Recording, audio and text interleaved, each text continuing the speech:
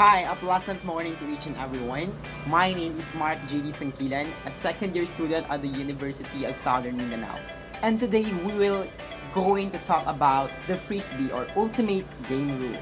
But before we go into the rules of the game, I will going to introduce you the game or how we play this game. So, Frisbee or Ultimate is a 7-a-side team sport played with a flying disc. It is played on a rectangle field about half the width of a football field, with an end zone at each end. The objective of each team is to score a goal by having a player catch a pass in the end zone that they are attacking.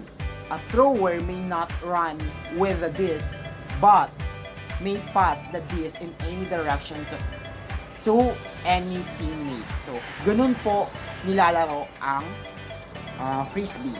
So, karaniwan, ang Frisbee ay mayroong 7 members na maglalaro inside the court. So, ang court nila ay approximate half of the football field. And, ang mechanics ng game is throwing and or passing and catching the disc. So, ganun po yon. Kung sino po yung makaka-goal doon is maka-consider as makakapuntos. So, let's proceed to the rule of the game.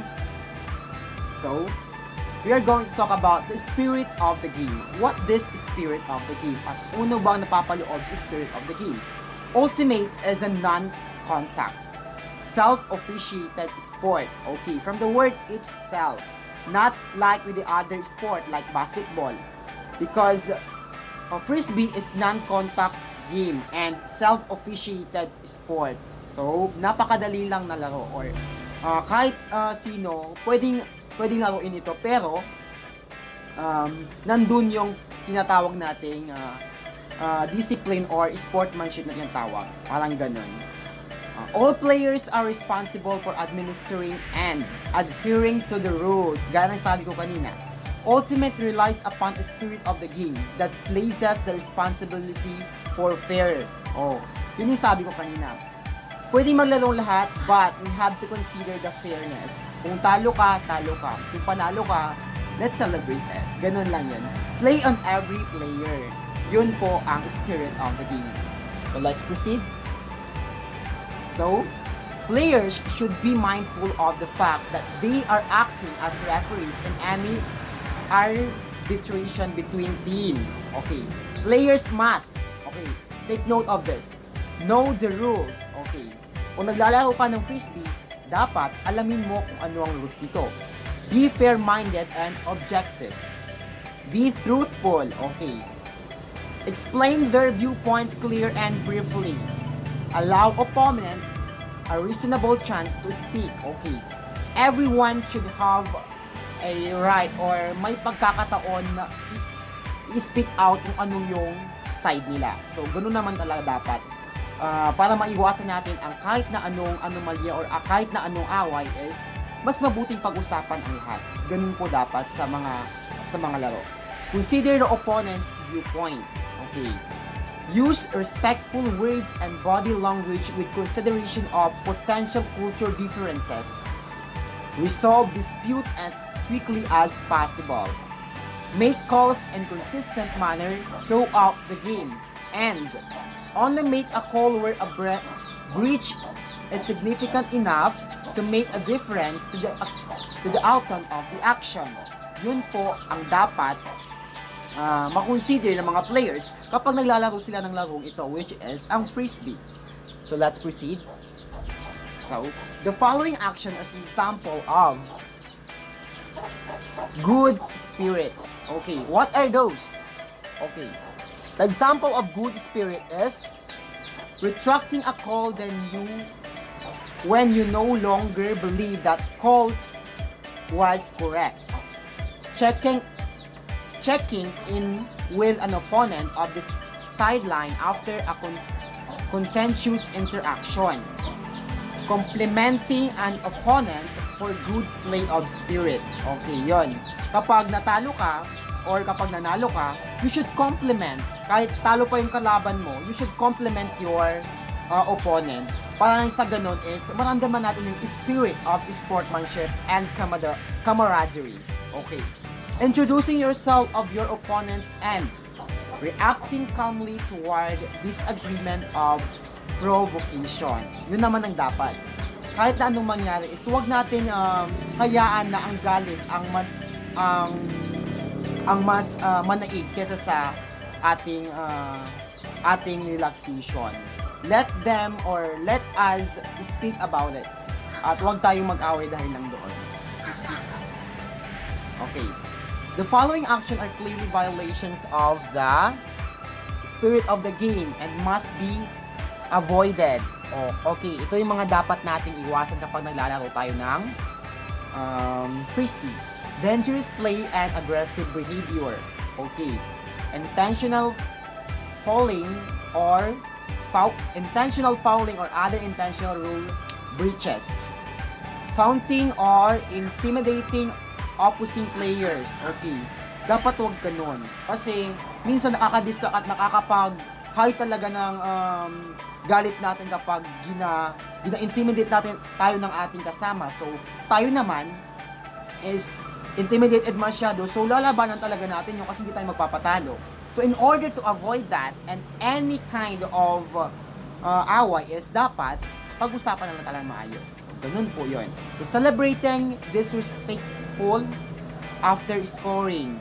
Okay, hindi yun maganda. Dapat celebrate as good and positivity after the play. Either you are win or lose, you should accept the result of that game. Ganun naman talaga dapat.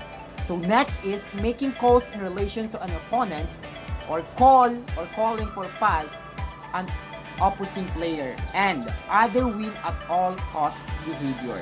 So yun po mga dapat nating iwasan kapag tayo ay naglalaro dito is para magkaroon ng clear or maayos na end ng paglalaro. So we proceed. Okay. Teams are guardians of the spirit of the game and they must take responsibility for teaching their players the rules and good spirit. Okay. Discipline teammates who display poor spirit. Okay. Kung ikaw, pag may kasama ka at hindi niya yung ma-apply sa sarili niya yung pagkakaroon ng good spirit, you should introduce the good spirit to your teammate. Ganoon naman talaga dapat kapag nalalaro tayo. So next is provide constructive feedback to the other team about what they are doing well and or how to improve their adherence to the spirit of the game. So next, call a spirit stoppage to address spirit issues as appropriate. Okay.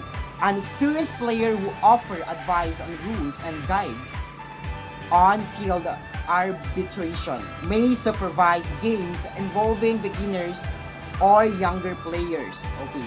Calls should be discussed by the players directly involved in the play and by players who had the best perspective on the play. So, let's proceed. Okay. The playing field. Kung makikita natin sa screen na ito is nakikita natin yung rectangular shape ng kung saan ang shape or ang playing field ng Frisbee loading.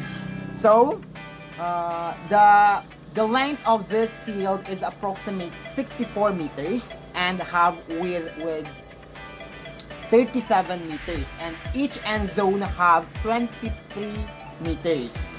So the dot that you can see on between of the end zone is the brick mark. So yan po ang playing field ng Frisbee. So let's proceed. So the equipment, what are the needed to play or to play the Frisbee. So any flying disc acceptable to both captains may be used. Okay. Kahit ano or basta yung mga appropriate lang or acceptable at pwede talaga gamitin sa Frisbee. So The FDF may maintain a list of approved discs recommended for use. Meron naman pala talagang validation or kailangan recommended na gagamitin na disc. Siyempre kung hindi naman pwede yung plato, so you have to use the recommended for that game. So each player must wear a uniform that distinguishes their team. Okay. So dapat ang mga players is mag-wear, halimbawa kung naka-black ang isang team and another team is white, so they have to wear that so that they can easily identify of what they or where are the team that they belong. So no player may wear items for clothing or equipment that reasonable could harm the wearer of other players or impede an opponent's ability to play. Okay, parang yung kasuotan na nade-distract, like yung may mga wear tayo na parang napaka-attractive and parang yung neon color is nakaka-distract yan ng ating mga sa ating mata or impossible sa ating mga kalaban. So we should or hindi natin dapat yun or sinusuot. So let's proceed. So now we are talking about the points, goals, and games. So ano ba mga ito? A game consists of a number of points, each end with the scoring of a goal. Okay, a game is finished and won by the first team to score 15 goals. So ganun yun. Kapag ang unang team makakakuha ng 15 goals should win the first or ang mananalo or makaka-finish ng game. So, a game is separated into two periods of play called halves. Half team occurs when a team first, okay, scores 8 goals. Okay, yun. Like with the other plays or games, ganun pa rin yun. Kapag naka-half ka na ng yung full talaga ginakuha ninyo is parang sa iba is change court o ganito is another period na naman. So the first point of each half starts when the half starts. So after a goal is scored and the game has not been won or half time has not been reached, the next point starts immediately. The teams switch the end zone that they are defending end. The team that scored becomes defense and pulls next. So, yun. So, next, we are talking about the teams. Each team will put a maximum of 7. Ganun sabi ko kanina sa introduction of this game is each team should have a maximum of 7 players and a minimum of 5 players on the field during the game. Oh, yun.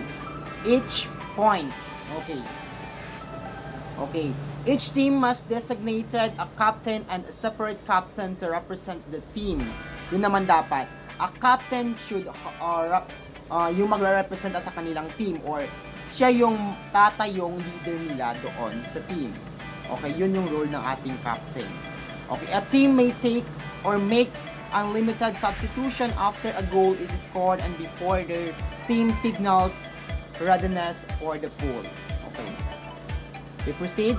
Okay, starting a game. Okay. Representatives of two teams fairly determine which team first chooses either. Okay. Whether to receive or throw an initial pool. Okay, yun. Sa pag-start ng lang game is either they are parang may choices sila or mayroon silang gagawing mga or yung para officially may start ang game is either ang two teams or ang team captain will decided to receive or to pull. Okay. Which end zone they will initially defend or kung ano ba ang end zone ang initially na i-defend nila, kung saan mas lang, parang ganun. Okay, the other team is given the remaining choice. Okay, the start of the second half, this initial selection are switched. Okay. Yan. The pool. At the start of the game, after half time of time or After a score, play commence with a throw by the defense. Okay, called a pull. Yun yung tawag natin doon sa event is pull. Team must prepare for the pull without unreasonable delay. The pull may be made only after both teams have signaled their readiness by having the puller and a player on offense raise a hand above their head.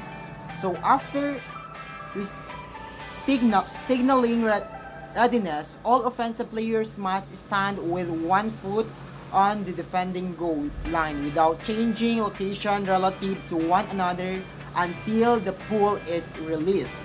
So after signaling readiness, all defensive players must keep their feet entirely behind the vertical plane of the goal line until the pull is released. So we proceed. State of play. What is this state of play? Play is dead and no turnover is possible after the start of a point until the pull is released, when the disc must be carried to the pivot location after the pull or a turnover until a pivot. Okay, point is established. After a call which stops the play or any other stoppage until the disc is checked in, or after a disc hits the ground until possession is established by the appropriate team. Players are allowed to move during that play or unless specified otherwise. Okay, proceed. Stall counts. Okay, now the stall counts. The marker administers stall counts on the thrower by announcing stalling and then counting from 1 to 10.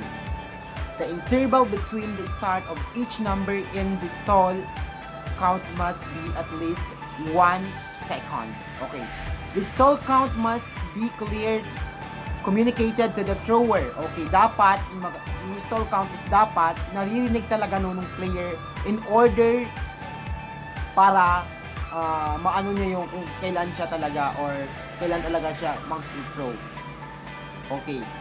The marker may only start and continue a stall count when play is live. Okay, yun. Or until a pivot is established after a turnover point. Okay, or the pivot location if the thrower is not at that location, and all defenders are legally possession. That is in section 18.1. Okay, we will going back that after our further discussion. Now we are here on the check. Okay, whenever play stop during a point for a foul or violation of contested turnover, specified turnover, contested goal, stoppage, discussion, or the completion of a timeout, play must start as quickly as possible when a check. The check may only be delayed for the discussion for call. Yan po yung check. Yan yung mga gina-turnover ng check is when kung mayroong mga nag-stop sila kung mayroong mga foul, violation, contested turnover, or etc. Kung something na may mga inaayos. So, ganun yun. Yun yung the check. So, next is out of bounds. What is this out of bounds? Okay, the entire playing field is in bounds. The perimeter lines are not part of the playing field and are out of bounds. All non-players are part of out of bounds area. Okay, the out of bounds area consists of the ground which is not in bounds and everything is contact with it. Okay, except for defensive players who are always considered in bounds. Okay, yun lang yan. Kapag ang exception lang ng out of bounds is ang players na considered nilang nasa inbounds. So, yun po. Receivers and positioning. Okay, how is this receivers and positioning? A catch occurs when a player has a non-spinning disc dropped between at least two body parts. A. catch can enable players to establish possession of the disc. If the player fails to maintain the catch due to subsequent ground contact related to the catch, or contact related to the catch with a teammate or legitimately positioned opposition player, possession is deemed to have not occurred. So yun po yung receiver's positioning. So next is the turnover. A turnover that transfer possession of the disc from one team or to the other occurs when the disc contact the ground while it not in the possession of the offensive player or a down. Yun siya. However, it is not down if a receiver catches a pass before the disc contact the ground and maintains the catch while the disc is in contact with the ground. So, we proceed to scoring. Paano ba sila nag-scoring or how they receive a score. So, a goal is scored if an inbound player catches a legal pass and all their grounds contact are entirely within their attacking end zone, or for an airborne player. So yun po, makaka-score ganun po sila nag-scoring or paano nakakaroon ng scoring sa Frisbee. All of their first simultaneous points of grounds contact after catching the disc are entirely within their attacking end zone, and they subsequently establish possession of the disc and maintain the catch throughout all grounds. Okay, contact related to the catch. Note, 12, 1, 12, 1, and 1. So, yun po yung scoring. So, next, calling fouls, infractions, and violations. So, ito na, how we are going to avoid those calling of fouls or violations. So, ito yung dapat nating mga i-consider ng mga bagay para hindi tayo matawagan ng fouls and violations. So, okay, a breach of the rules due to non-minor contact between two or more opposing players is a foul. So, yun. So, a player intentionally initiating minor contact is still a breach of the rules. So, yung players, kahit yung minor lang na pagkakaroon ng contact is still a breach of the rules. It is to be treated as a violation and not a foul. Okay. Breach of the rules regarding a marking or travel breach is an infraction. Infractions do not stop play. Okay. Every other breach of the rules is a violation. Okay. Only the player fouled may claim a foul by calling foul. Okay. In general, only the thrower may claim an infraction by calling a specific name of the infraction. Okay. However, any offensive player may call a double team and any defensive player may call a travel infraction. So, yun yung infraction and violation and a calling of fouls. So, we proceed to continuation after a call. Okay.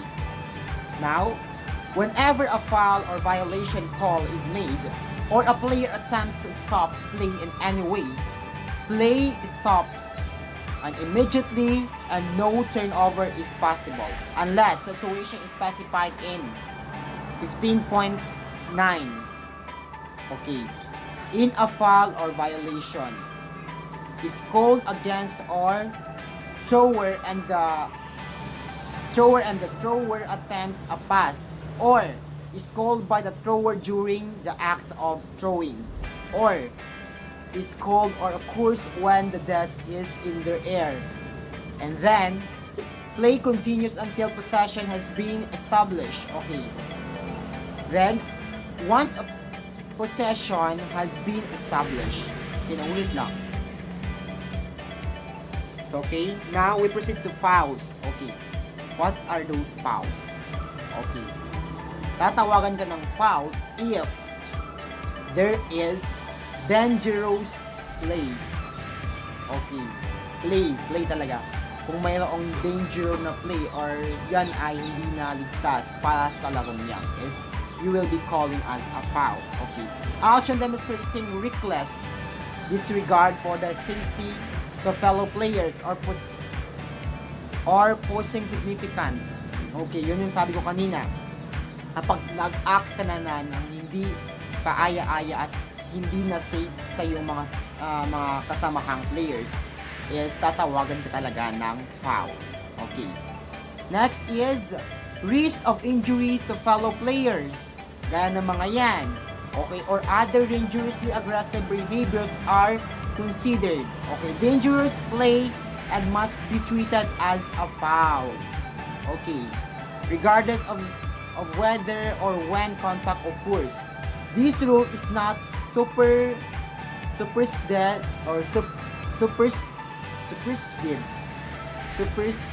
by any other foul rule if the dangerous play call is accepted. This must be treated as the most relevant foul from section 17.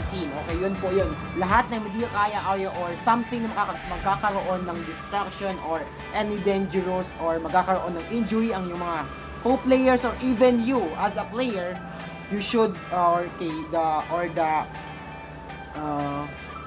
players would be calling as a foul. So we proceed. Okay, what are those or ano ba yung mga branches of that fouls? Okay, we have the receiving fouls, strip fouls, blocking fouls, and force out fouls. Okay, what is this receiving fouls?